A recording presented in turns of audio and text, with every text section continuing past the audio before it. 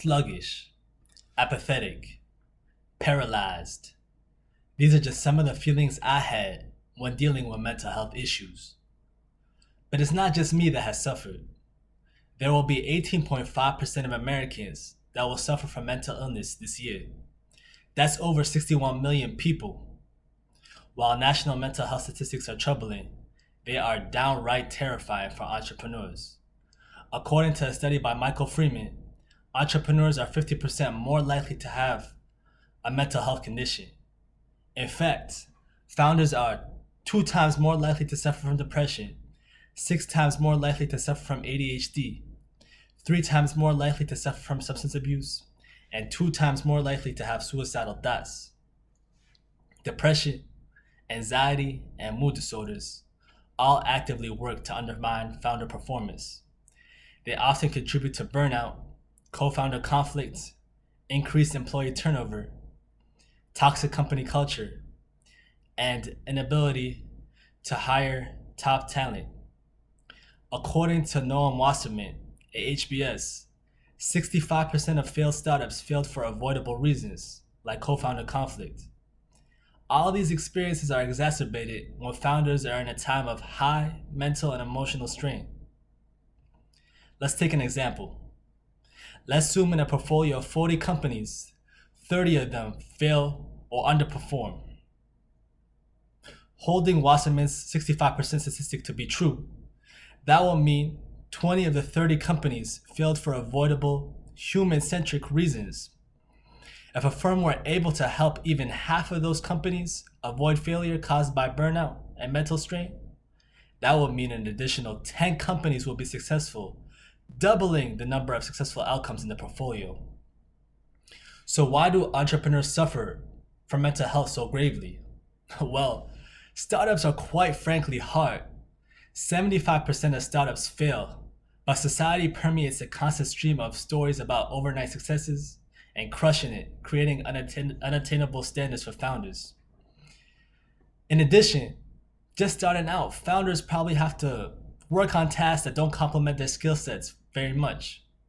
For example, a more technical co-founder might be spending time on sales calls, while a more extroverted co-founder might be spending time at a desk grinding away in Excel. Moreover, the all-encompassing nature of a startup often causes founders to spend less time with family, friends, and significant others. They might even have to relocate away for business needs. And as stress at the company builds, founders are more inclined to double down at work. And this tendency only further exacerbates the problem. Moreover, there's so much pressure put on founders to stay steady in times of company turmoil. As a result, they're often alone when they need others the most. First, founders need to fundraise to increase runway and feel that they need to keep the reputation of a functioning organization intact when they meet with investors. In addition, founders report that they feel that they cannot talk with their co-founders, especially when the problem is with the co-founder at the beginning with such a small team. And they definitely cannot pass the burden of their worry onto their employees and feel that their friends and family simply do not understand or are tired about hearing about their company. Moreover, we explored the case of Kurt Schilling and 38 Studios when founders pour a significant portion of their personal capital into their business. This creates an enormous financial strain and anxiety because the business failure also creates personal financial ruin, and in turn creates a vicious cycle where founders keep self-funding the startup to keep it alive. Finally, we explored the case of Hind and Instabeat, where founders blur the line between themselves and their companies in such a way that the company failures are often felt as personal failures. So what can investors and founders do about founder mental health? 1, there should be startup resources in the organization. There should be a budget for these resources, and founders should also remain anchored in a support network. They should join a peer group, engage with old friends, and make time for hobbies. Healthy habits like physical activity, yoga, and meditation can also help relieve stress. The mind-body connection here is key. Moreover, founders should know when to detach from work. An intentional vacation away from work and business is also key.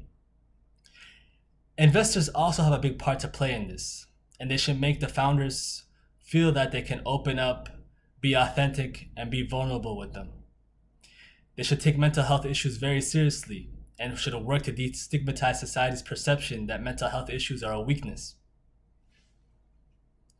But also, if you end up working at a startup, there are also steps that you can take.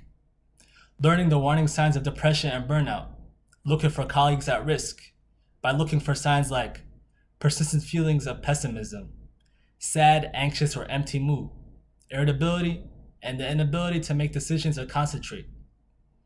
If you see a colleague at risk, reach out to them, grab a coffee or a meal, and get to know them on a more personal level. They might open up to you or they might not, but every positive interaction truly makes a difference.